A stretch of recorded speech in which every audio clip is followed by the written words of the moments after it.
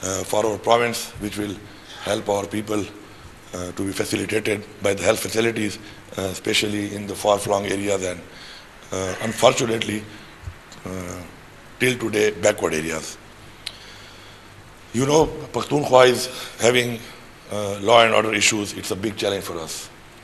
And the only solution for these all challenges is that we have to develop our areas. And we have to get our people employed. So this is very necessary, and it's the biggest challenge for us right now. And we are working on that with full willpower, and we'll be expecting the support of different organizations in this regard.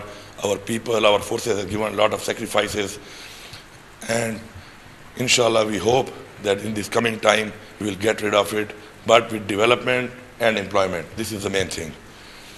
And secondly, regarding health, we have given this health card, but we want that the health facilities may be improved in our government facilities, our own hospitals, because this way the financial cycle will run within the government to government, and we will be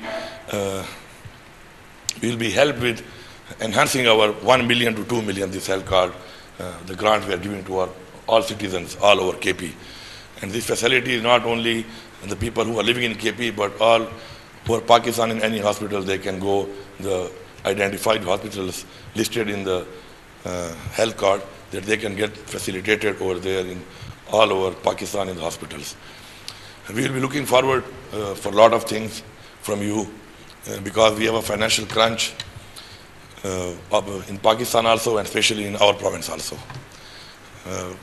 This word I use USAID because this word aid doesn't suit us. We have been a very proud nation, we have a very proud culture, but unfortunately we are depending on these aids. So we have to get out of it. Our vision, our leader Imran Khan